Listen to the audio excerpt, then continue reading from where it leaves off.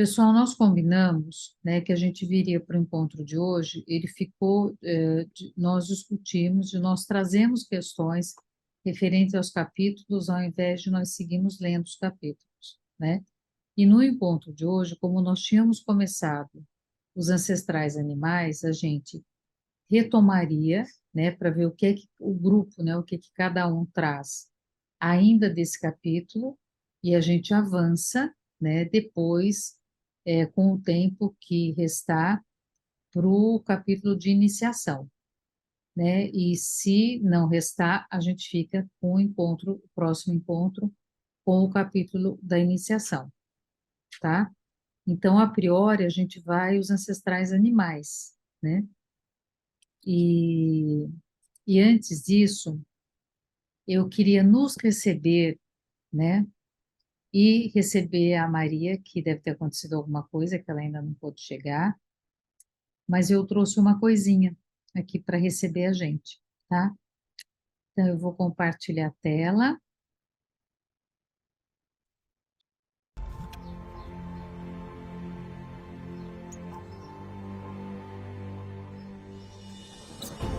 Vocês estão vendo?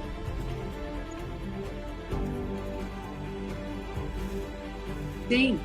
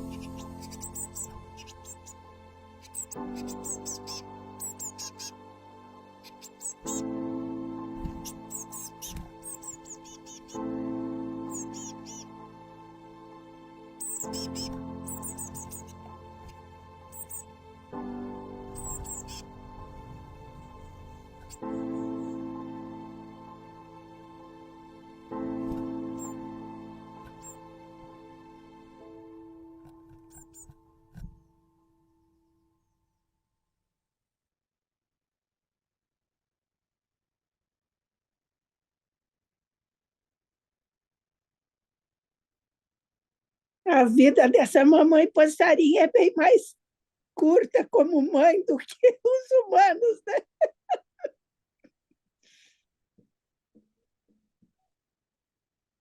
Mas eu achei 8 boquinhas para alimentar. Nossa Senhora, cadinha! E todos viveram, né? Parece. Muito legal. Bonito, né?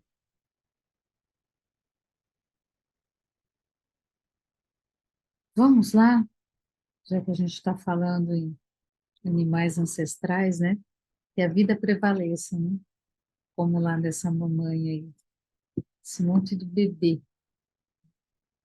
E a boquinha, né? Quem grita mais, come mais, né? E abre, né? Ajuda, né? Fica com o bocão aberto, né? Muito legal. E eles também ficam todos agarrados ali, parece que estão tupidos, assim. Muito engraçado. Aí um fica assim olhando, o que que a gente está fazendo aqui, né? Quem vai sair primeiro? E o que será, né? Que esse que ficou por último, né? Será que o que será que fez, né? Com que ele alçasse voo, né? Será que ele falou, bom, né? Não tem mais o que fazer aqui, né? Eu fiquei pensando nisso também.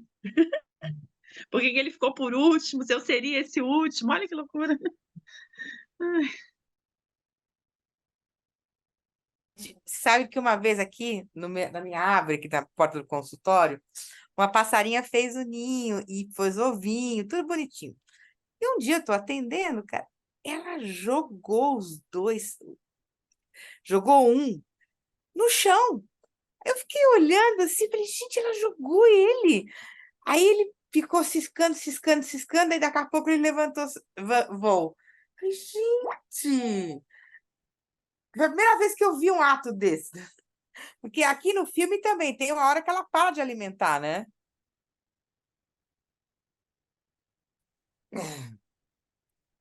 Se a gente quiser pensar um pouco, né? Muitas vezes nas relações, né? Em todas as relações que nós temos, quando você faz em excesso pelo outro e não com o outro, e não consegue encontrar medida, às vezes dificulta, né? Com que o outro caminhe, né? Com que ele saia do lugar onde ele está, ou de um certo conforto, né? De uma certa acomodação, né? E acho que se a gente lembrar um pouquinho, né? Do capítulo anterior, que quando a Maria estava discutindo conosco, pelo menos na minha percepção, eu acho que eu estava olhando aqui, vendo o que a Lívia colocou, depois a gente lê ou ela fala, mas uma coisa que o Davi, né, ele fala, olha, se houver uma acomodação, e essa acomodação ela for as coisas, né, cotidianas, as coisas já habituais, quer dizer, se a pessoa se perder ou nos assuntos do dia a dia, ou se a pessoa se perder no olhar para as mulheres, se a pessoa se perder de si mesma, né, fica complicado, né, fica muito difícil. E aí, então, essa capacidade xamânica, ela não se desenrola, ela não se desenvolve se o olhar estiver muito voltado para fora e não tiver voltado, perder a dimensão interna. Então, acho que a gente começa, né, começa a pensar um pouco acho essas que... correlações. Pode falar, Boa Priscila. noite, gente.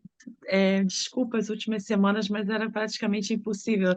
Final de semestre, assim, antes das férias, a gente totalmente esgotada, né? Porque no início a gente ainda faz todo o esforço, depois a gente já começa realmente a ratear. Mas eu tive que ir eu parcialmente férias, eu tive que ir ao centro hoje, porque no centro tem as coisas que a gente às vezes não acha no nosso bairro, né?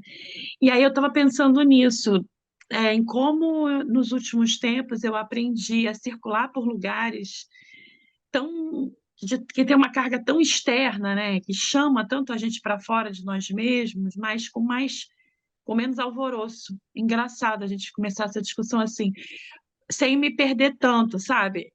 Eu fui para fazer as tarefas, mas eu não me lancei para fora. Eu estava comigo, sabendo por que que eu estava ali, assim, não sei se eu consigo me expressar, mas assim, antes era como se qualquer coisa pudesse me invadir, né?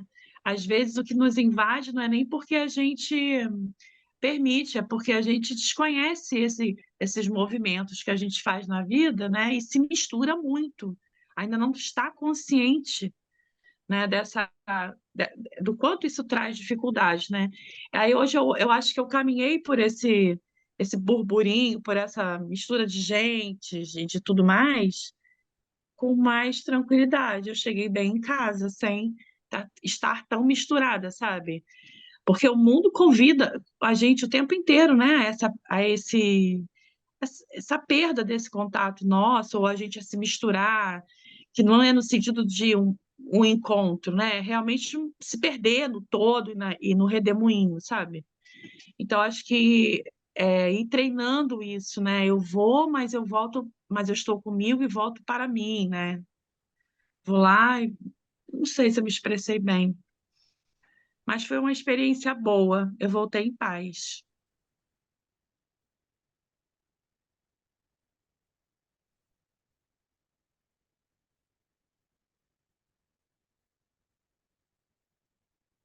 E acho que pensando um pouco nessa paz, nesse movimento, né? Eu vou aqui logo no início desse capítulo, quando o Schopenhauer ele fala dos espíritos, né? Eu acho muito bonito essa descrição que ele faz, porque eu não sei qual que é a ideia que nós temos, né? Seja das manifestações das almas ou dos espíritos, né? Mas ele fala que os espíritos, eu acho que tem uma condição tão humana, é, é como quando eu acho que a resposta a Jó, que o Jung, que o Jung escreve, que ele apresenta, né? Ele chama atenção para um Deus tão humano ali naquele, né? O quanto há uma divindade que precisa daquela humanidade, ele se faz humano naquela relação com Jó, né? E Jó banca essa relação. Mas o Schopenhauer, ele fala do que os espíritos, eles andam, né? Os espíritos têm uma condição, entre aspas, me parece que muito humana, porque anda, circula, pisa nas folhas, se relaciona com o lugar, né? O espírito não, os espíritos, eles não são algo que fica guardado ou depositado numa determinada esfera, mas eles estão presentes na vida, e estão presentes na vida full time. Eles têm muitos filhos, eles se banham em águas, conseguem encontrar, né, uma água, é uma água que a gente não consegue acessar, né? Quer dizer, acessa, né, o nosso inconsciente de tal forma que nós não conseguimos acessar, né? Como é que vocês sentem isso? Como é que vocês, eu queria ouvir um pouco também, como é que vocês pensam isso, né? Essa descrição que o Schopenhauer faz dos espíritos e dessa relação, né, do espírito com a nossa condição humana, que não é dissociável.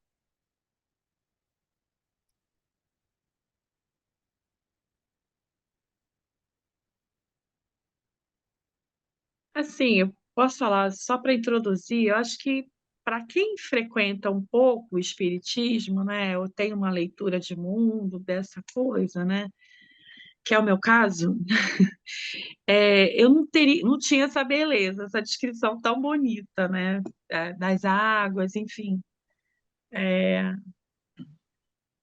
Mas a gente sabe dessa influência, né, sobre as nossas vidas. Daí a ideia do próprio Cristo, né? Orai e vigiai, né? Porque a psique está nesse mundo, como você falou, né? Mergulhado num mundo que eu não vejo, mas que o mundo me vê. Então, é mais difícil para nós, né? Percebermos essas chegadas, né? A gente vai fazendo um exercício muito.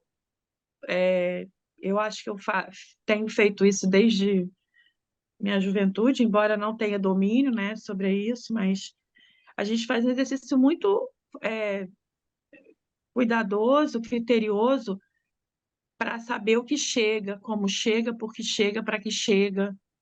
Porque eu ouço coisas, né, o tempo todo. Eu sinto perfumes, eu vejo luzes. É uma coisa agora, né? Cheguei aí uma vez a Maçã do Caminho, entrei na fila para falar com o Divaldo Franco. Eu vejo luzes no meu quarto, assim, descrevendo que luzes são essas. E cada lugar que eu vou, essas luzes têm uma descrição, né? Se eu for na tradição espírita, essa luz é um espírito querendo me, me orientar, estar perto de mim, porque ela é uma luz difusa, ela não tem contornos humanos. Se eu vou numa tradição oriental, ela é a luz, por causa da cor, ela representaria a espiritualidade, porque eu vejo muito o amarelo, né? O amarelo é a cor dominante que eu vejo, né? E eu vejo e sinto, né? Eu vejo quando chega. Então, como isso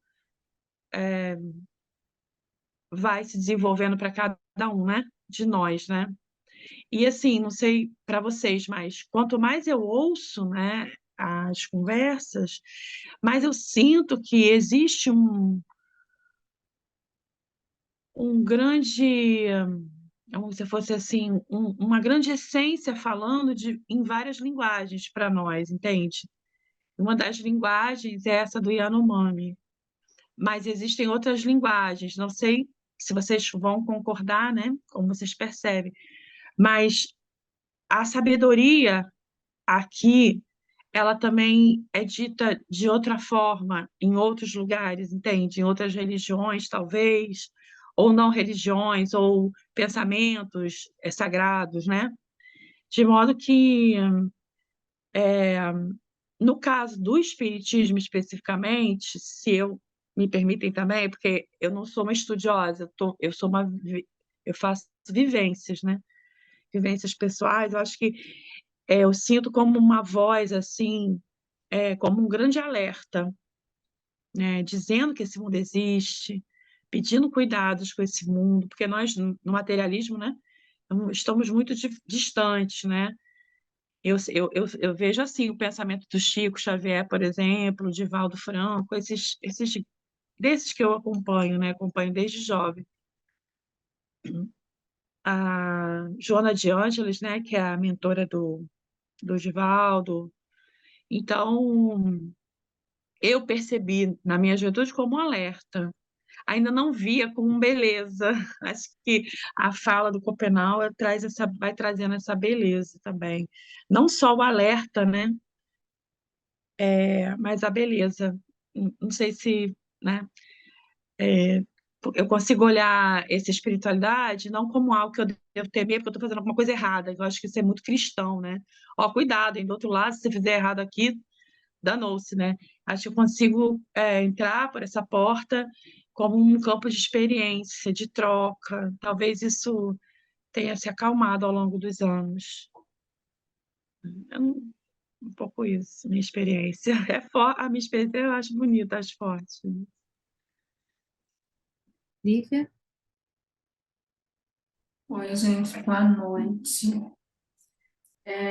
Então, achei muito, muito bonito esse capítulo, e eu acho que traz muito essa questão mesmo da experiência, porque eu já li em algum lugar do Ailton Krenak, ele falando que não, que a gente tenta, assim, ler e falar e tal, embora ele mesmo escreva, né, sobre uma cosmovisão indígena.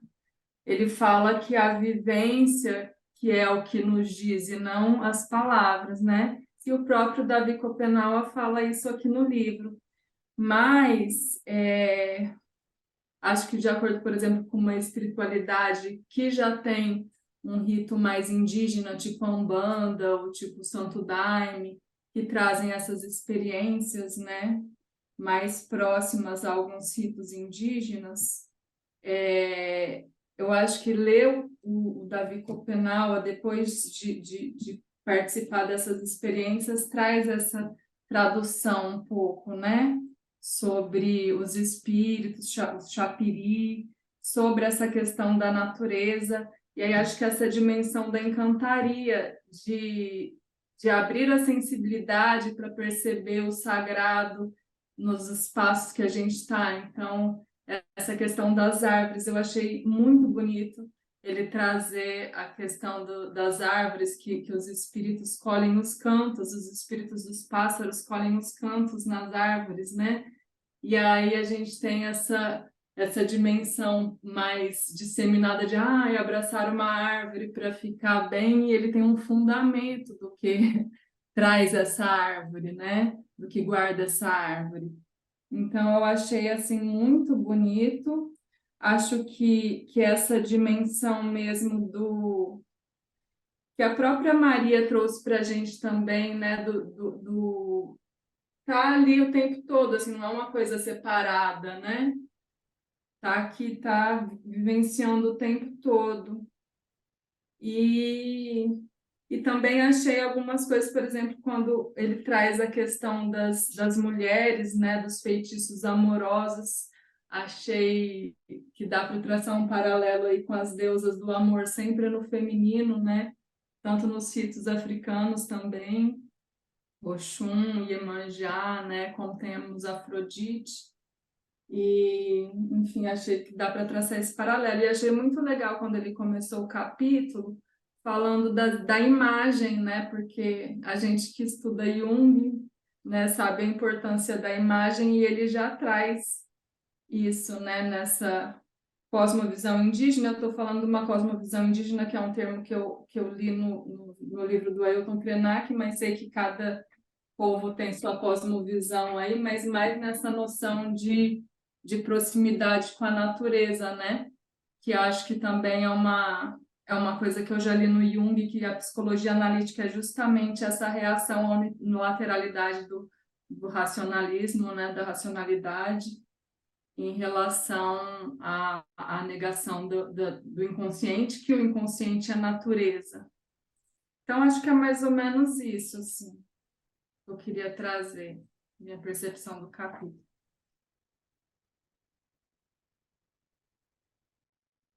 Cris? A gente ficou até com vergonha, vocês são tão generosos, eu só fico na crítica, né? Desculpa.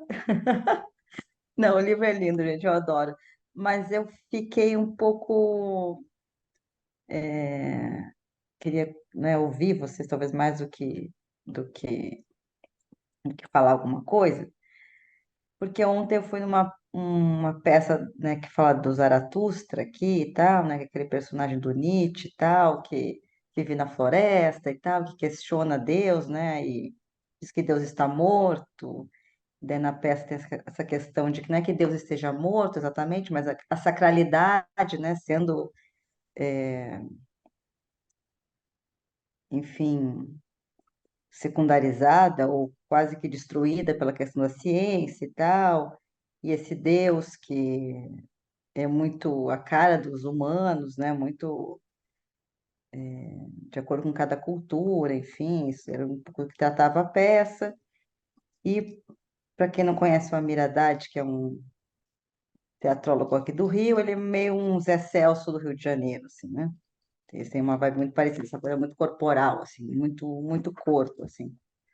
Então, como eu vim desse lugar ontem de muito corpo, eu fiquei um pouco, quando eu estava lendo agora o texto, fiquei um pouco assim com essa coisa de uma certa secundarização do corpo, o corpo como distração e não o corpo como sagrado, né? A mulher, essa mulher sereia, essa mulher sedutora, né, que atrapalha o sagrado e, e as mulheres feias em relação às mulheres chapiri.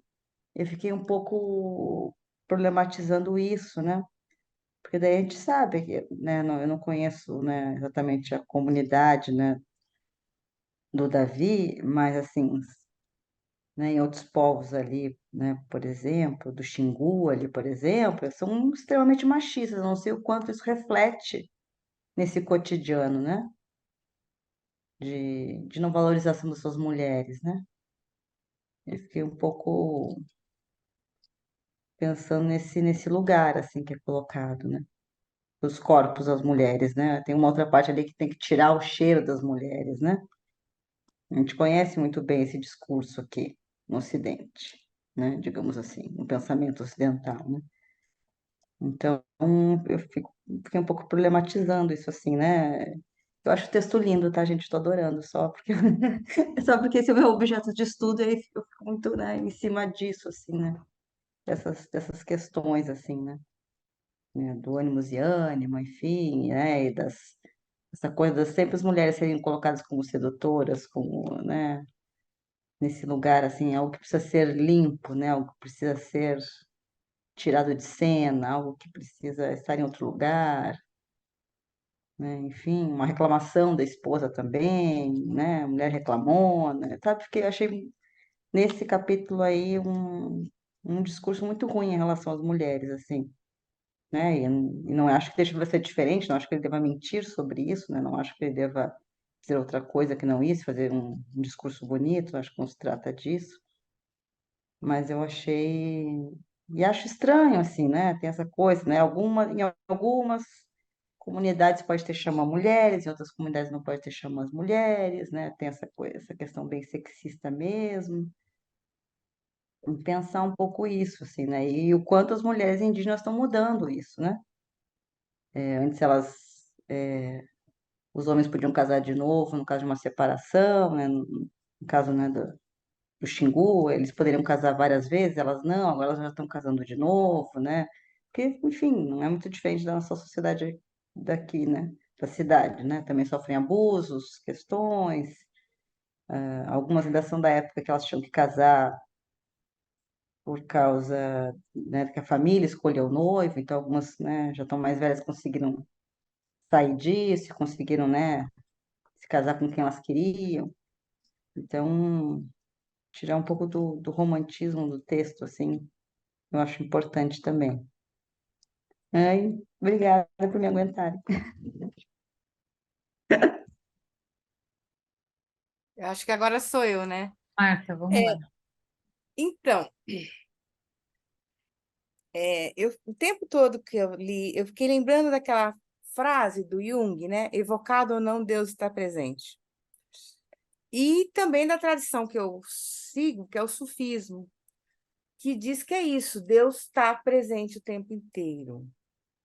Então, Cris, o que eu tenho para te responder é que a gente tem que tomar um pouco de cuidado. Quando o Nietzsche fala, o Nietzsche está falando dentro da cultura ocidental, que naquele processo que a cultura ocidental estava fazendo, de matar a divindade, e que o senhor Jung, né, a duras penas, foi tentar reconectar com esse mundo imaginal, né? Não, claro, não, mas eu acho que até esqueci de dizer isso, sim. O Nietzsche não, ele não questionava Deus, ele questionava a civilização. Ele dizia, "Ah, se Deus Sim, existe ou não, eu não sei."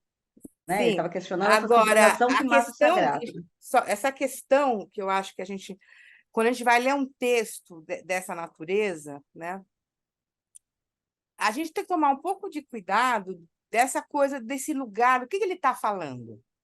No nosso próprio mundo, você pega, por exemplo, a espiritualidade no nosso mundo, há um retiro da energia do mundo. Você pega uma Héstia, por exemplo, que na cultura grega, né, era a deusa que representava a espiritualidade, né? Então, essa questão, Cris, eu acho que fala da energia psíquica, né? Se a energia psíquica vai para o mundo, e o que atrai o mundo é os sentidos, é o desejo, né? O que nos faz encarnar é a fome, a sede, depois o desejo, né? O que nos faz entrar num determinado nível do mundo é o desejo. Enquanto que ele está propondo, e pelo que eu entendi até então, quer dizer, o quanto que este outro mundo, você precisa. Leio muito isso, do caminho da energia psíquica. Se a energia psíquica vai para baixo, não consegue ir para cima. É simples assim, né? É o que eu acho, que eu entendo até hoje, que, aliás, é uma grande crítica que eu sempre tive no movimento junguiano, essa discussão que eu, nesse sentido, sou super clássica, eu acho que tem tarefa da primeira metade da vida e tarefa da segunda metade da vida, eu acho que a individuação e a espiritualização é para a segunda metade da vida, não sei como é possível fazer as duas, né? Você caminhar para fora e caminhar para dentro com 20 anos, eu não acho possível, né? Porque eu acho que é isso, a energia ela vai num nível e depois ela vai fazer outro caminho. O Copenhague está falando desse outro caminho, né? Que esse outro caminho onde esse sentido da materialidade, do desejo, né? Você vê, no próximo capítulo ele vai falar disso também, que esses chapiris, eles não pisam na terra, na verdade, eles pisam no espelho. Essa imagem do espelho, inclusive, não tem nada mais platônico, neoplatônico que isso, né? Quer dizer, o espelho, eles estão no espelho, eles não estão neste nível. Eles andam em outro nível, né? Então, eu acho, Cris, que é muito cuidado a gente... Ele está falando disso, quer dizer, se você... que é a minha questão também, né? Por isso que eu me coloco como uma terapeuta clássica. Eu acho que tem primeira metade da vida, segunda metade da vida, e essa tarefa do Schopenhauer, eu acho que é para todos, e é na segunda metade da vida, né? Para aqueles que, como é que diz aquilo? Muitos são chamados, poucos ouvem, e poucos ainda a porta abre, né? Poucos realmente caminham em direção a... que foi o trabalho do Jung. Se a gente pega os livros vermelhos, os anos que ele dedicou àquilo, e que ele mesmo fala que se não fosse a Emma tocar a vidinha desse mundo aqui, não sei, né? Do arroz com feijão ou batata frita, enquanto ele estava lá tentando lhe religar os fios, né? Desse mundo imaginal. Então, eu entendo quando ele está falando isso desse lugar. Agora, também acho que a gente não pode romantizar que é uma estrutura, né? Que eu não acho que é patriarcal no sentido... O que eu vi aqui, os sete índios que eu vi aqui, eles têm todo um jeito de funcionar que a gente não entende muito bem. Mas não tem essa... O que eu percebi que não tem essa... O homem não manda, né? Apesar de tinham 2 homens aqui, né? É tudo horizontal, gente. Aliás, é uma confusão, fiquei meio confusa. Porque é horizontal, é todo mundo junto, ao mesmo tempo, tudo junto, misturado. Então, é isso que eu tenho a dizer. Mas, evocado ou não, Deus está presente. É isso que eu tenho que dizer.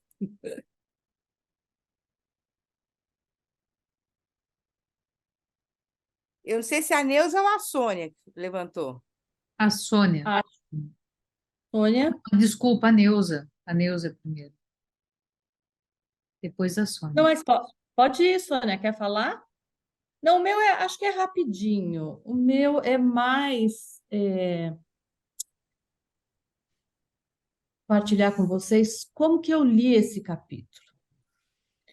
E eu fui navegando pelo capítulo. Eu fui me deixando levar pelo capítulo, porque para mim foram informações, e a Beth falou um pouco da questão do corpo, né? E eu fui por aí. Eu sentia que o que existia aqui no Chapiris era algo muito corporificado, né? Os sentimentos, as emoções, não tinha nada de etéreo, de espírito como uma coisa que é uma fumaça, não, né? Eles são reais, concretos, né? E essa concretude foi por onde eu fui navegando. Então, eu não sei se a gente precisa não, se a gente consegue aplicar a nossa visão, um pouco do que a Marta falou, sabe? A nossa visão oriental, ocidental, qualquer que seja, a gente tem que entender que não é algo que a gente precisa, tem que olhar, a gente tem que abrir os olhos para entender o que é isso aqui, né? Na minha opinião.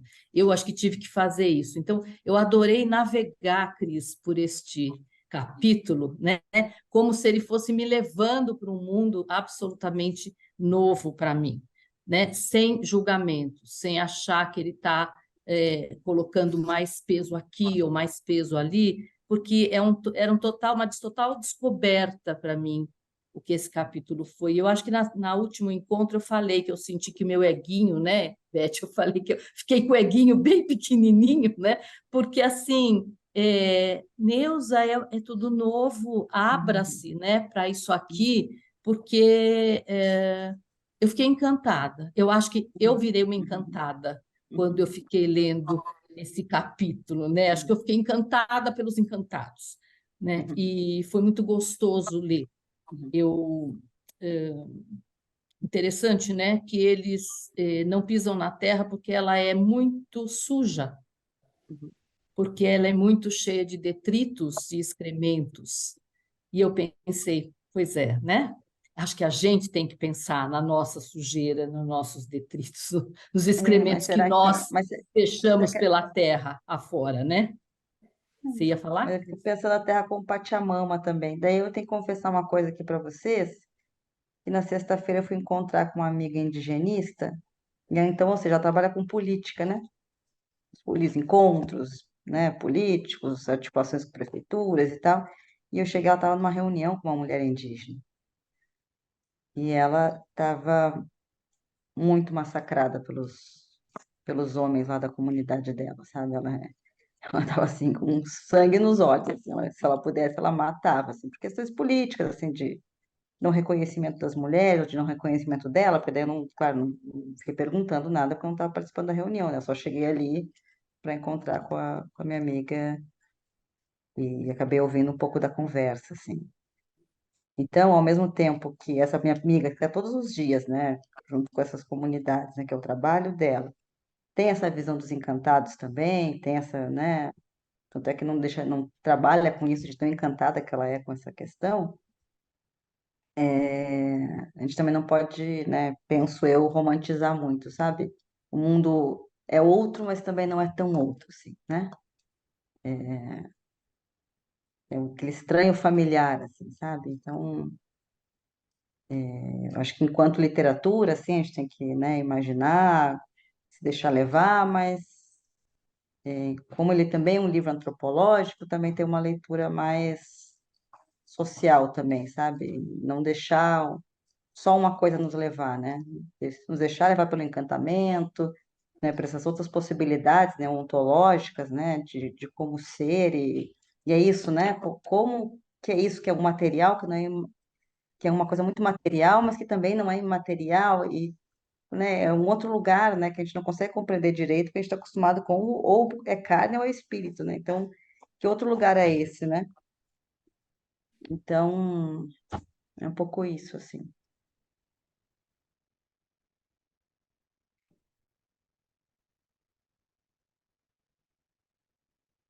Sônia? Só queria falar de umas sincronicidades para o grupo, porque eu andei trocando umas figurinhas com a Elizabeth e descobri que ela teve uma ligação grande com o Teatro Oficina e o Zé Celso, e, por coincidência, por exemplo, o Amir Haddad, ele era um dos fundadores também da Oficina, eles trabalharam juntos. E o meu marido era colega de classe deles, a minha cunhada, que foi casada com meu irmão, trabalhou na Oficina, enfim, muitas ligações. Mas, então, só para avisar quem é de São Paulo ou estiver em São Paulo, amanhã, dia 12, quarta-feira, às 19 horas, no SESC Avenida Paulista 119, ingressos retirados com uma hora de antecedência, vai ter uma leitura dessa peça que o Zé Celso estava fazendo, eu nem sabia que parece que já está pronta, da adaptação da Queda do Céu, que a intenção dele era fazer uma peça inteirinha com indígenas. Então, eu não estou lá, infelizmente não vou poder ver, não estou em São Paulo. Mas, para quem estiver lá, sugiro ir assistir. É isso aí. Mas, Pegando gente, quando eu leio, eu li, né? Eu acho que foi no capítulo 3, né? Que fala de quando ele sai correndo pela floresta, né? Aquela coisa do corpo, né? Quer dizer, que ele grita, ele sai, essa coisa do desmembramento do ego, né? Da iniciação. E aí, inevitavelmente, eu fiz também uma relação, eu não sei se vocês leram o Scherer, que é o caso que o Jung apresentou para o Freud, do jurista, né, alemão, louco no hospital psiquiátrico, que escreve um livro sobre isso, né? E é o que o Jung apresenta para o Freud, e é onde o Freud vai escrever sobre narcisismo, né? Eu tenho o texto aqui, porque uma época, quando eu fazia formação em psicanálise, é uma das que a gente estuda, não só o texto do Freud, mas o texto do Scherer, né? Cara, gente, é impressionante as imagens, que são você tirando o contexto, né, desse mundo imaterial que o Scherer via, que o Jung vai ver no Livro Vermelho, né? Que o Schopenhauer vê do jeito dele, né? Que talvez os espíritas vejam do jeito deles, né? Essa estrutura invisível que sustenta a vida, né? Tem coisas muito semelhantes, gente, muito semelhantes. Aí, Pode dar a dica do texto? Gostaria de ler. do Scherer? Tá, depois eu vejo o nome dele. O do Freud é o narcisismo, o texto que ele escreve sobre narcisismo, depois também posso te dar referência. Mas o texto onde o Freud é um jurista alemão que surta exatamente em 1900, quando o nazismo começa a subir, ele é um juiz, e aí ele surta, né? E Mas aí esse ele não é o escreve... caso, desculpa, não é o caso Scherber mesmo? O nome não é É, o caso Não, eu Scherber? acho que não, é memória de um doente dos nervos. Memórias Ah, é Do do verdade. doente livro do dos Scherer. nervos, é, É. É, dele é eu acho esse. que é isso. Tá, Porque ele era um homem verdade. genial, né? Um homem inteligentíssimo, né? Uhum. E ele escreveu e as imagens muito... Eu fico muito impressionada nessa coisa. Um alemão, o próprio Jung, um suíço, agora um Yanomami, fala desse mundo que tem singularidades, né? Você fala, será que existe mesmo? Porque eu tenho dúvidas. Se não é surto, estão viajando. Mas, cara, é tão semelhante a forma com que eles falam desse mundo imaginal, que deve existir mesmo, né, gente? Olha, Por acaso, por pode acaso eu estou lendo agora o segundo volume da biografia do Hillman e estou no capítulo dos encontros que ele passou a fazer com grupos de homens e tal. E assim a força das imagens e das imagens míticas é muito interessante. O Hillman é uma viagem só no mundo imaginal, né? Então, eu acho que ele estaria totalmente dentro desse espírito do Schopenhauer. Opa, nossa senhora, com Tem certeza. eu acho que é uma definição que o Schreber dá. Ele fala que o homem é uma combinação de feixes nervosos, né? E grande problema do homem é que ele foi feito às pressas. Então, ele não foi bem feito, né? Isso é uma coisa que ficou muito dessa leitura na época em que eu fiz.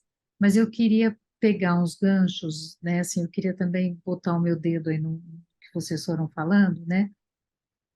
Uma é que eu acho que, assim, só lembrando, né, que o Ailton, ele não escreve, ele fala, assim como o Schopenhauer, ele não escreve, ele fala.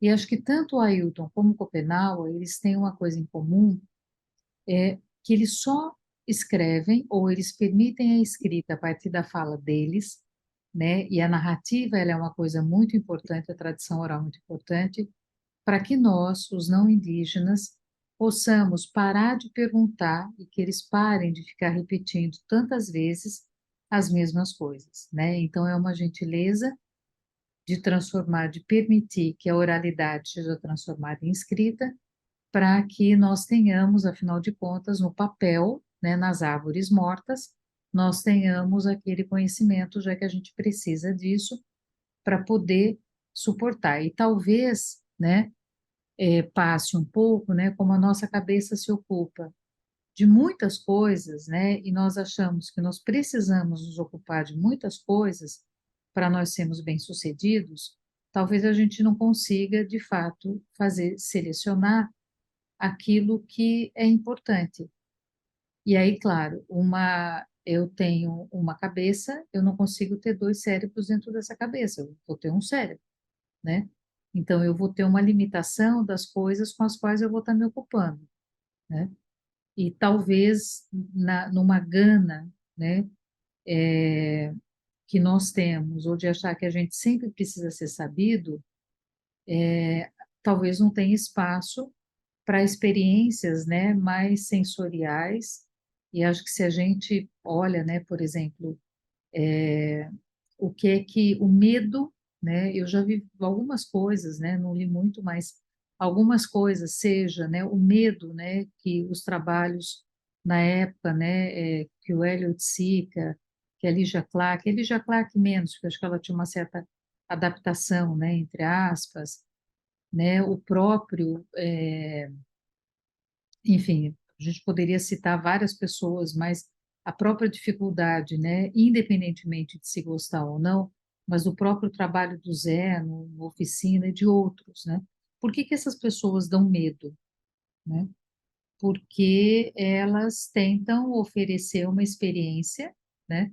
Uma vez perguntaram, a Sônia ativou o Zé, né? Então não dá para deixar a bola ticando aí, mas perguntaram para o Zé por que que ele fazia espetáculos tão longos, né? E uma das respostas que o Zé deu foi que no nosso tempo, as pessoas precisam de muito tempo para se desconectar, para deixar o espaço profano e poder entrar no espaço de fato sagrado, né? Assim como o teatro, o rito do teatro é, né? E essa compreensão de fato do teatro como rito. Então, que a gente precisa ter um tempo maior para conseguir ficar desprovido, né, das coisas que a gente vem carregando, né, para poder entrar naquele universo, para poder fazer uma entrega naquele universo, né?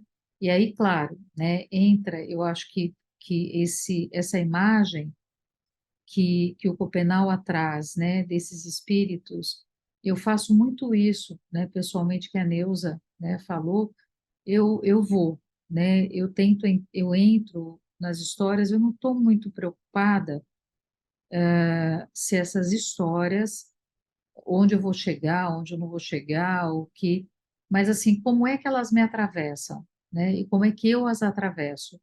E o que que elas provocam? Que mudanças essas histórias todas elas provocam na minha vida? Assim, qual é a relação? Qual é a atitude que eu tenho quando eu me deparo com todas as outras formas de vida que não a humana nas minhas relações, né? Quando eu saio, quando eu, enfim, eu, né, tem ali uma, né, tem um, como é que chama? Um piolho de cobra andando ali no meio do caminho, né? Ontem tinha um monte de piolho de cobra populando, né? Eu fiquei olhando, né? Os bichos assim, à vontade, ele tinha um monte, deve, não sei se é época, mas a maior festa. Eu acho que eles O estavam. que é O que é piolho piolho? de cobra? Eu Aliás, vou, é paulista, bem. não, eu vou mandar depois para vocês. É um bichinho meio cor de abóbora, parece como é que chama? Minhoca, mas é mais curtinho assim, cheio de perninha. E é muito bonito, assim, um sobe em cima do outro, né? E eles vão andando, assim, é muito bonitinho, assim. Se você tenta botar um negócio para parar, tipo assim, para dar uma mão, né? Aí um sai de cima do outro. Então, assim, a transa, né? A vida, ela é gerada no movimento, né? E ela não é gerada quando fica estática, né? A vida precisa de movimento. Então, assim, o que que eu faço, né? Quer dizer, isso que eu estou entrando em contato e que tá de alguma maneira me transforma, né? E eu acho que essa é uma atitude política, né? Então, quando a Cris fala da questão, né, das mulheres, eu acho que a gente tem é uma outra conversa, é uma outra discussão que eu acho que tem, sem sombra de dúvida, uma importância, eu acho que tem problemas, né? E eu me pergunto se os problemas que tem também não é por conta da quantidade de açúcar e de arroz branco e de farinha de trigo, né? Mas assim, a quantidade de óleo que a gente foi introduzindo junto com as nossas igrejas, né? Com o nosso único modo de viver e de pensar a espiritualidade. Para quem não viu, eu acho que vale muito a pena ver o filme, né, O Ex-Pajé, porque é um filme assim doloridíssimo, né, e é uma pessoa que está viva hoje, né, eu acho que tem vários streams, o filme chama Ex-Pajé, é um filme assim excepcional, né, e que a gente tem, assim, o que nós, isso, eu não estou com isso tentando nem romantizar, ou nem aliviar a barra, não, assim, tem agressões, tem estupro, né? Tem algumas aldeias que a gente conhece e que, né? Então essas coisas acontecem. Mas eu acho que tem duas maneiras da gente também pensar, talvez a política, né? Uma é o caminho que talvez o Copenau e talvez o Ailton façam, né? Eu acho que assim, o Ailton eu acho que tem uma sacada, né? Que o que ele faz é apresentar possibilidades de mundo. Ele não discute coisas. Ele não está preocupado. Se ele é chamado para isso, ele faz. Mas o que ele faz? Ele conta sobre coisas. Ele narra histórias, né? Como quem não quer nada. É óbvio que ele quer tudo. Mas ele narra e ele fala: olha, a gente tem que multiplicar atitudes, gestos, né? O que, por exemplo, né, um exercício que a própria comunidade selvagem também faz. Dizer como é esse exercício de você viver aquilo que a gente lê. Então, como é que dentro das nossas realidades, dentro das nossas vidas, a gente consegue viver isso? E tem uma outra forma de política, né, que cada vez mais eu acho mais delicada, eu acho que a gente, isso do ponto de vista pessoal, né, eu acho que tem que fazer, eu faço também, mas que eu acho que tem uma política que ela tenta criar um mundo sustentável, uma sustentabilidade no mundo insustentável. Eu acho que esse reconhecimento de que esse mundo ele não é sustentável, então ele não vai ser sustentável em hipótese nenhuma, né? Ah, eu vou, estou falando um monte, mas uma outra coisa, eu acho que a importância do canto, né, para a gente pensar o que o canto traz, né? Eu não sei se tem alguém até que trabalha com musicoterapia aqui, que poderia, de repente, até ajudar a gente a pensar, mas o que o canto, né, faz, e assim, esses chapiris, né, tudo o que eles carregam. E, por fim, eu acho que isso que a Marta falou, né, de ser uma terapeuta clássica, ter uma leitura clássica e tal, Marta, eu acho que dá para ter, eu acho que existem pessoas que podem ter individuação na primeira metade da vida. E eu acho, né? Eu acho que podem ter, porque o que talvez determine isso cada vez mais são as possibilidades de encontro, né? Se eu tem encontros que a gente tem, e que eles são assim, eles são tão estupendos. Na verdade, a gente sofre uma abarroada, né? Quando eu cheguei aqui, um cara virou e falou assim, um dia, no primeiro mês, gente, você viu o que aconteceu ali na BR? Abarroou, um caminhão perdeu o freio a bafo e abarroou um pau de mandar recado. Aí eu falei, o que que é isso? Ele falou, um caminhão perdeu o freio a ar e ele bateu num poste da telefônica. Não pode mandar recado, né? Então, assim, eu acho que na vida tem uns abarroamentos que a gente sofre, eu achei muito bonito essa palavra, um abarroamento, né? A gente é abarroado, né? E que assim, aquilo tem um impacto na vida da gente, às vezes, pessoas que elas não transformam, né? Porque ninguém transforma a vida de ninguém. Mas aquele abarroamento, assim, né? Ele dá, a cara fica, assim, a gente tem que fazer uma cirurgia plástica quase na cara, porque assim, ela mudou. E talvez alguns abarroamentos eles possam acontecer em outro período da vida, né? Também, né? Como processo. Mas falei muito, Lívia, com você.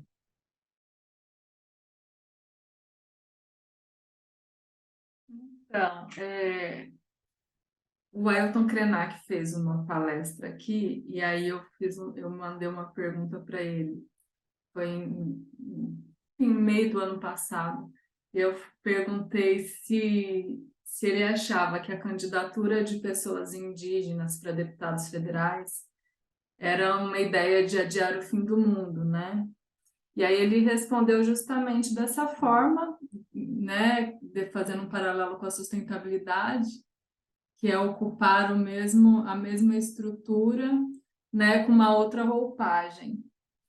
E aí ele tem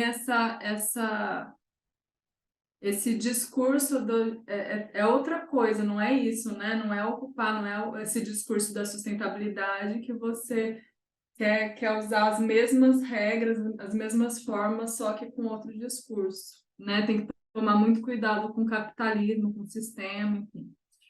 E só que aí, observando a entrada das mulheres indígenas na política, né? Eu acompanho o acampamento Terra Livre há algum tempo, também tenho participado de algumas cerimônias públicas agora, né, com o Ministério, com a Celeste Criabá e tudo mais. Eu observo, assim, tipo, a Célia começa um discurso com um canto. Então, uma cena dessa, eu não sei qual é o impacto, acho que eu até já falei isso assim, eu até já falei isso aqui. Não sei qual que vai ser o impacto de fato para os povos indígenas, para a demarcação dos territórios e tal. Mas eu acho que esse impacto, que não é justamente pela escrita, mas pela palavra, pelo canto, pelos ritos, vai impactar o povo brasileiro, né, de uma noção de si mesmo. Afinal, é a nossa ancestralidade, são, né, quem resguarda a ancestralidade do povo, né? Então, assim, só essa colocação de realmente, assim, acho que a força dessas manifestações dentro da política, apesar do Ailton Krenak, né, achar que não é por aí, como que vai chegar até lá, né? Como é que vai romper essa barreira? Não sei, porque uma das minhas inquietações nos movimentos, por exemplo, dos povos indígenas em frente ao Congresso Nacional, essas coisas, era, gente, essas pessoas nem acreditam, muitas dessas pessoas, né, porque há uma diversidade, né, mas nem acreditam nesse tipo de sistema que a gente tem aqui de poder, e estão aqui porque estão matando os povos indígenas, porque estão, né, matando os rios, matando os territórios e todo o sistema. Então, enfim, só uma reflexão aqui sobre isso. Marta, me dá licença só um minutinho, só para fazer um comentário. Lívia, eu acho que o Ailton, ele não, ele reconhece muito, por exemplo, o trabalho da Joênia, né? Ele, assim, super, hiper reconhece, ele tem, né? Eu tenho a impressão que ele não, falando, né, na voz do outro, mas eu acho que ele não acha que esse é um caminho para se resolver, mas que tem que ter alguém ali. Não é o lugar dele, sem sombra de dúvida, né? Mas assim, enquanto, né, isso está aqui, então alguém vai ficar aqui, né? Mas tem que seguir por um outro caminho, porque isso daqui, na verdade, ele segura, mas ele não transforma, né? Eu acho que essa talvez seja uma diferença, né? E que bacana que você pôde fazer a pergunta, né? Muito legal ter feito. Marta, Eu pensei em muitas coisas, bem. Primeira coisa, quando a coisa do não deixar nada escrito, né? Cristo não deixou nada escrito. O Lacan não deixou nada escrito. Você sabe que tudo que a gente tem do Lacan é gravado, né? É texto que as pessoas anotavam porque ele se recusou a escrever. Porque é isso, né? O quanto que e fica a repetição, e aí você perde a sua experiência. E é uma coisa que eu venho falando muito com os jovens junguianos, que está se perdendo no movimento junguiano, essa coisa que eu pergunto, bom, como é que é aí dentro? Tem uma Salomé aí dentro? Como é que é a tua conexão com as suas imagens internas? Parece que isso está desaparecendo também no mundo junguiano, porque eu acho que isso é desse mundo que o Krenak, o Copenau e o próprio Jung falava. Como é que você toma uma decisão neste mundo horizontal conectado com esse outro mundo? Dizem que numa certa época lá em Zurique, você convidava uma pessoa, vamos ao lago esse fim de semana? Eu preciso primeiro ver, sonhar e ver o que meus sonhos me dizem sobre isso. Né? A gente faz isso hoje? Nós mesmos, junguiano aqui, a turminha velha, né? A turminha velha acho que faz, mas a turminha nova tá fazendo? Cara, entendeu? Você tá entrando em contato com o que tem aí dentro? O que quer que tem dentro, que eu não sei, né? Você realmente toma decisões ouvindo seus sonhos? Porque é isso que eu entendo que eles fazem, né? Eles tomam decisões ouvindo o Japeris, né? E eu acho que é esse o mundo que a gente precisa construir, gente. Que É, nós só, velhos, e que só nós velhos junguianos tem que ficar batendo para esses jovens junguianos, entendeu? Entre em contato, tá aí dentro. Entre em contato, escuta, sonha, tome decisões a partir das imagens internas. É isso que eu tenho a dizer. é só uma pergunta assim, como que essa juventude sonha, né? Como que essa juventude vai sonhar, vai se dispor? Quantas vezes você conversa com as pessoas, eu não sonho. Aí você fala assim, mas você tem um caderno? Aí ela fala, não, nunca pensei sobre isso. Aí, de repente, porque tem um caderno, a pessoa começa a sonhar horrores. Mas assim, qual é o gatilho, né? Para que isso se inicie, sabe? Como é que vocês fazem, assim? Porque, sobretudo nesse momento em que a juventude fica tão fora, né? No celular e muitas horas, né? Vivendo outras experiências, né? Que segundo acho que a professora, né? Psiquiatra Beatriz Nogueira, Beatriz Almeida, né? Aquela que fala sobre mentes perigosas, esqueci o nome dela. Ela fala que porque eu não sou da área médica, né, gente? Então, por isso que eu estou repetindo, falando dela. Para você ter essas imagens, o seu cérebro só grava como emoção o que você vive. Então, a juventude, 8, 9 horas no celular, daqui a pouco, o que ela vai ter vivido? Para o cérebro lembrar, recordar, ter emoções, querer repetir, viver novamente, né? Estou perguntando. Né? Por isso que eu falo, me deixa bem analógica, assim, o mundo é lindo, né? Esse encontro, por exemplo, aqui só é possível por causa desse mundo novo, mas é preciso o analógico, assim, preservar muita coisa. Priscila, eu não sei se vocês viram esses dias, assim, essas coisas que vão rolando aí na internet, né? Mas eu não me lembro quem foi que estava entrevistando ou fez no TikTok, o Lancelotti, o padre Júlio Lancelotti.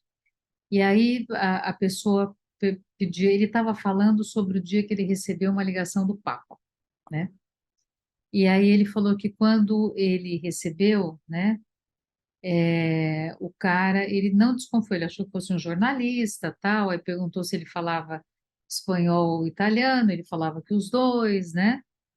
E aí é ótimo, né? Porque todo mundo acha que as pessoas, todo mundo assim, né? O mundo de fora acha que as pessoas que fazem opção né, por um mundo mais solidário ou por não ostentar, né, é ignorante, é burro, não sabe línguas, né? Então, assim, muito bom, né? Ele fala as duas, então pode escolher com qual conversa.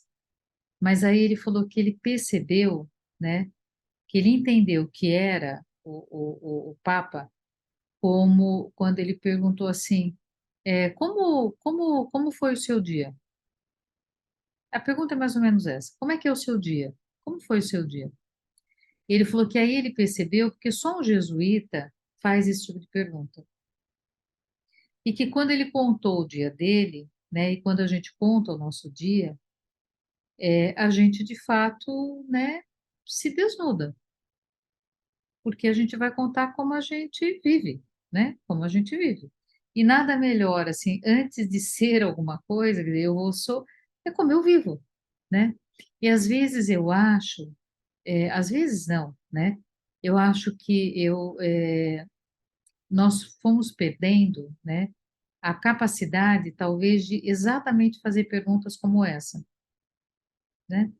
E ter interesse em ouvir. Então, quando eu tenho interesse por alguém, quando eu tenho interesse por uma pessoa, por uma situação, quando eu tenho interesse, eu pergunto como foi.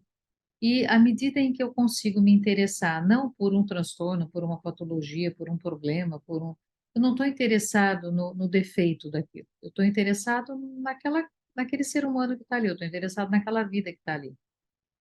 E aí sim eu vou ter acesso às coisas mais preciosas, porque elas vão vir, né? Elas vão vir como elas devem vir. Elas não vêm empacotadas, né? E aí a gente tem uma relação muito humana, né? Uma relação muito, muito, muito humana, né? E aí a gente se olha, a gente se vê, né? E eu queria só citar, falando das imagens, né? Hilma apareceu por aqui também hoje e tal.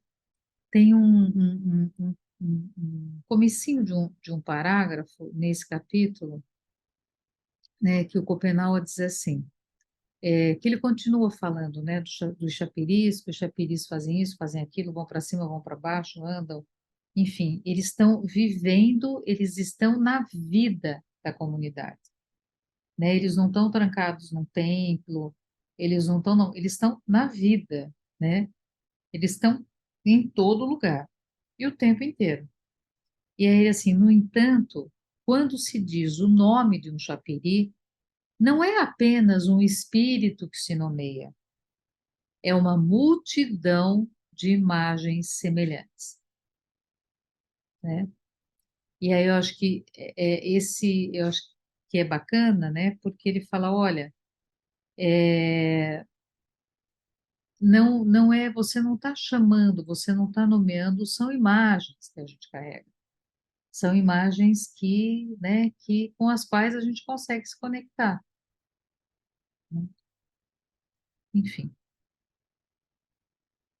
olha, a gente Ai, já passou aqui o ai, nosso tempo, Elizabeth, mas quem quiser falar alguma coisa, né, só eu não estou procurando nenhum paralelismo, não, mas eu não, me perdoe, não é isso que eu quero passar aqui, não, mas eu me lembro muito de uma frase também do Cristo que ele dizia: nós somos uma legião, cada um de nós é uma legião, né? No sentido de que eu não sei se ele tem essa ideia no texto, né? Você que é mais próxima, é o quê? É tudo que aquele espírito foi e agrega, ou é tudo que ele representa coletivamente, entende? É tudo que ele foi num sentido assim, no tempo da sua existência, ou aí ficou difícil assim, ou ele é o coletivo, sabe? No sentido de ele representar muitos outros semelhantes a ele, ou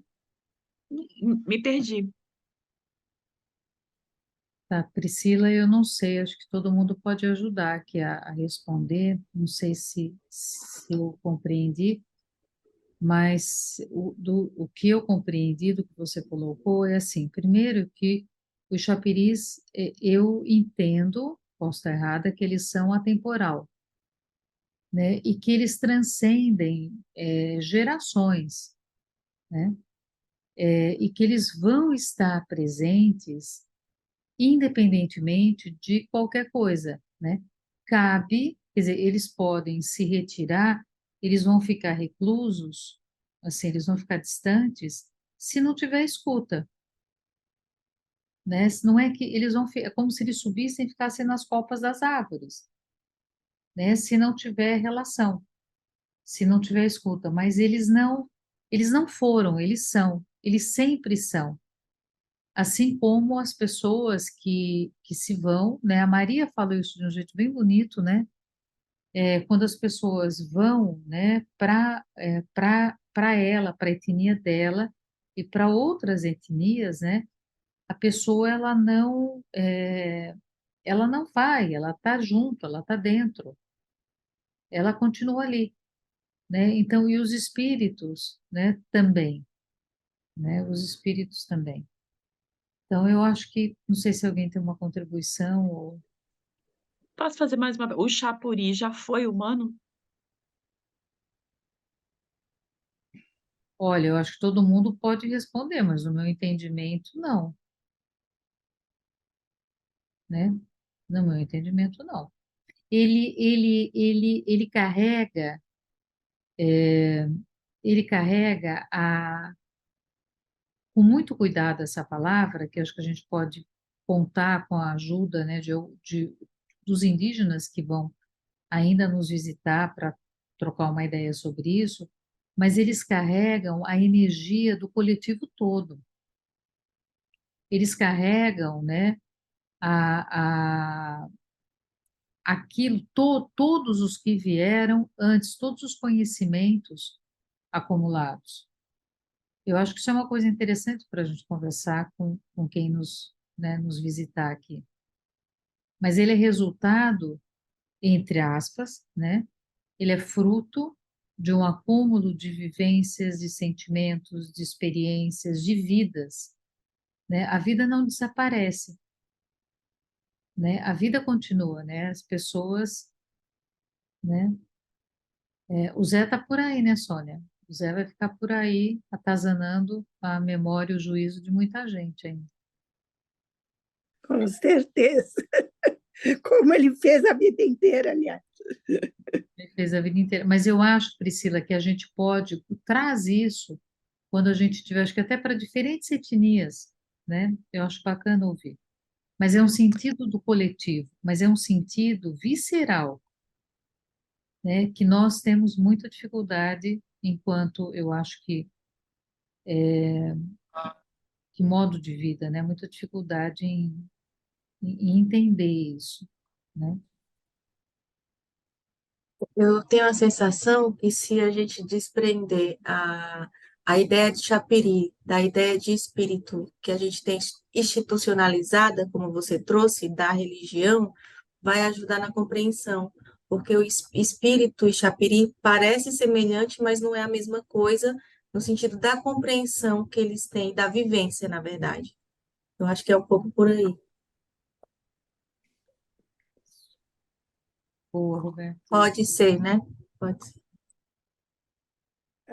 Só mais uma sugestão, que vocês estavam falando dos vários elementos que a gente tem dentro, as várias personalidades, e tem uma autora que é muito ligada ao Hillman, que chama Mary Watkins, e ela tem um livro antigo, de 86, que chama Invisible Guests. E é uma teoria interessante, né? Porque a psicologia junguiana fala tanto no unificar todas as pessoas sobre o domínio do ego, digamos, o ego desenvolvido, e ela fala o contrário, que você tem que desenvolver todas essas pessoas que estão dentro de você, e cada uma tem uma personalidade, uma história. Eu tinha até uma amiga terapeuta que ela tinha vários personagens e conforme ela acordava com um deles, ela se vestia de acordo com aquele personagem. Mas é isso. Esse livro é muito interessante, vale a pena ler. Infelizmente, Qual é a acho que autora? Desculpa. Mary Watkins, Watkins. Ela, inclusive, é uma pessoa que tem 4 filhos adotados. A primeira é uma brasileira. E ela escreveu um livro sobre adoção também. E ela trabalhou muitos anos na Pacífica, e agora ela se aposentou, mas ela, ultimamente, ela partiu mais para o caminho da ecologia, psicoecologia. Pessoa muito interessante. Põe o nome dela no Google, vocês chegam lá, vale a pena. Ah, que legal, a Cris colocou aqui no chat. Você tem, por acaso, Sônia, o livro digitado dela, o livro em PDF ou não? Não, mas ela tem um site em que ela tem muitos livros que estão disponíveis. E alguns, inclusive, traduzidos para o espanhol. Ela é muito admiradora do Paulo Freire. Ela esteve no Brasil e Ah, teve fala. não foi ela que fez uma fala sobre o Paulo Freire numa homenagem ao Hilma em Sim, Campinas? ela teve em Campinas, ela estava É, lá eu estava lá, no e ela é casada com um filósofo que também é muito amigo do Hillman, que é o Edward Cayce. Eu os conheço bem, até nessa ocasião eles se hospedaram na minha casa. Mas ela é uma pessoa muito interessante, muito, muito. O Bacana. que Sônia, nós de temos que repente, ler para a próxima vez? Sônia, de repente, se Desculpa, pedir lá no Rubicão, alguém talvez tenha. como? Ah, Se pedir lá eu no nem vou. Rubicão, talvez alguém tenha.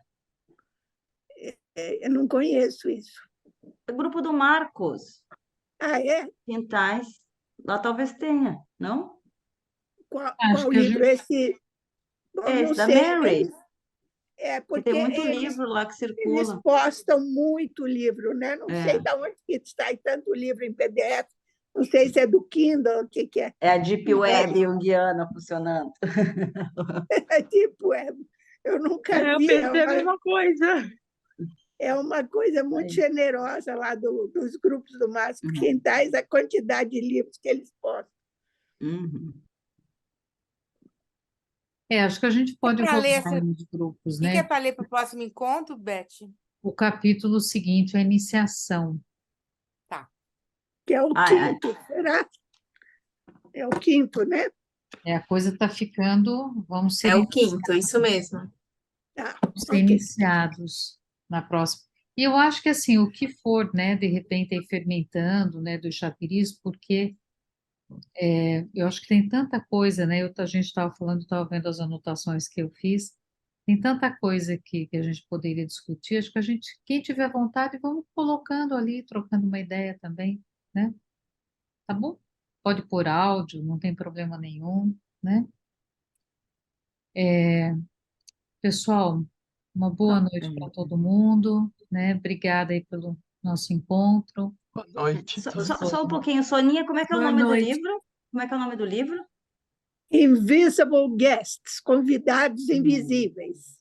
Tem outros aqui, mas esse não. Tem em direção, mais aqui acho que em relação ao Paulo Freire aqui.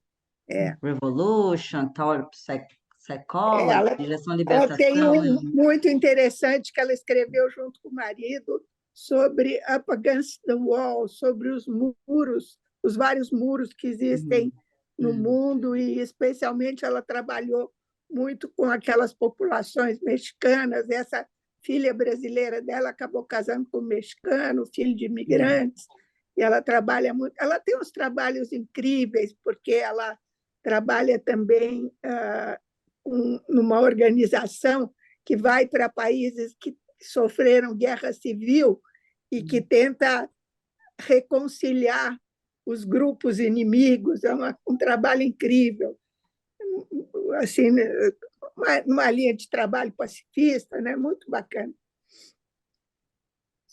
Legal. Gente, bom descanso para todo mundo. Obrigada. Boa noite, gente. Obrigada.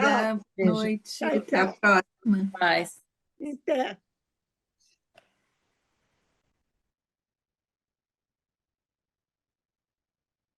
Tchau, Roberta. Obrigada aí por tudo. Tchau, Priscila. Tchau, Cris.